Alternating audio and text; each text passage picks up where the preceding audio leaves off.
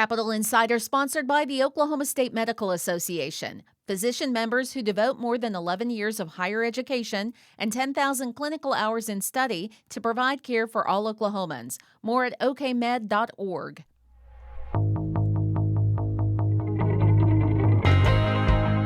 This is Capital Insider, taking you inside politics, policy, and government in Oklahoma. I'm Dick Pryor with Quorum Call publisher Sean Ashley. Sean, last Monday it looked like talks for the fiscal year 2025 state budget were collapsing, but that quickly changed and a deal came together Wednesday morning. What caused the rapid shift? On Wednesday, Governor Kevin Stitt told lawmakers he would not veto the budget if they agreed to 4 proposals. Now, the proposals were not the issue. It was Stitt's promise not to veto the budget that mattered.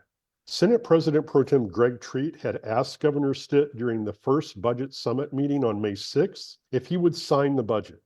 Stitt would not make that pledge, saying he needed to see the budget first. And then Treat asked House Speaker Charles McCall on May 17th for assurance that the House would join the Senate in overriding any vetoes the governor might issue. Treat said he was concerned Stitt might veto things the Senate wanted and had negotiated. But McCall refused, and the talks ended that day.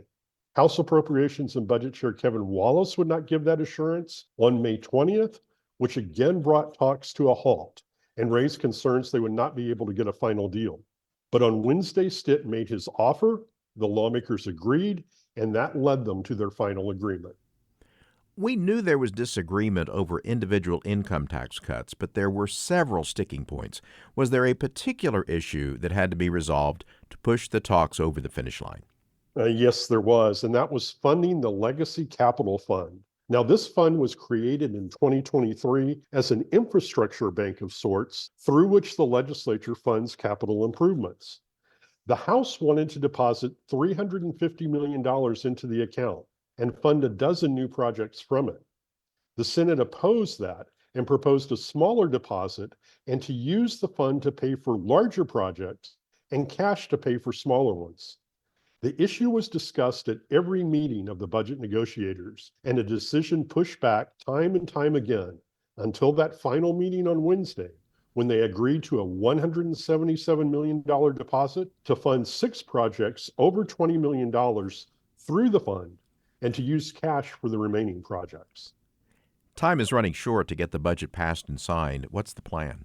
The Joint Committees on Appropriations and Budget are meeting on Monday to take up the 40 or so bills they will use to implement the budget. Those bills will then have to be heard on both the House and Senate floors Tuesday through Friday. Sean, just about every year, lawmakers complain that budget bills are dropped on them at the last minute without sufficient time to review, discuss, and make any changes.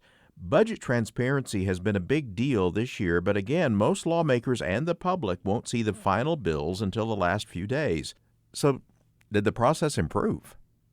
Well, I think the answer is yes and no.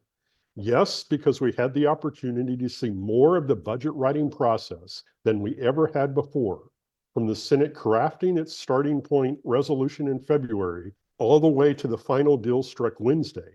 But no, because we are starting the final week of the session and lawmakers have yet to cast a single budget bill vote. Now remember, there was a 1-month delay back from March to April while we waited for the House numbers. If we got that month back, they might have approved a budget in the middle of April. There are still some important policy bills to resolve. When does the legislature expect to finish those and adjourn sine die? This is where the floor leaders, House Majority Floor Leader John Echols and Senate Majority Floor Leader Greg McCourtney, will really earn their money. They have to coordinate those budget bills being heard with those remaining policy bills being considered and get it all done by 5 p.m. on Friday, May 31st. It's quite a dance that they'll have to do. And we're heading down the home stretch. Thanks, Sean. You're very welcome. For more information, go to quorumcall.online. You can find audio and transcripts at kgou.org and look for Capital Insider where you get podcasts. Until next time, with Sean Ashley, I'm Dick Pryor.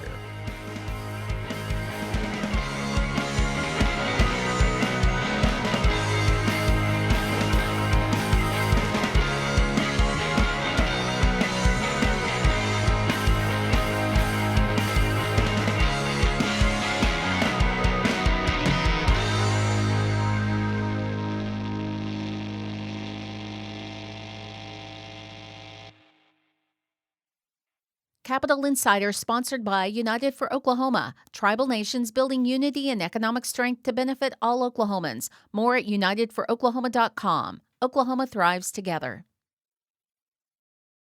Hi, it's Terry Gross, the host of Fresh Air. We bring you in-depth, long-form interviews with actors, directors, musicians, authors, journalists, and more. Listen to our Peabody Award-winning Fresh Air podcast from WHYY and NPR.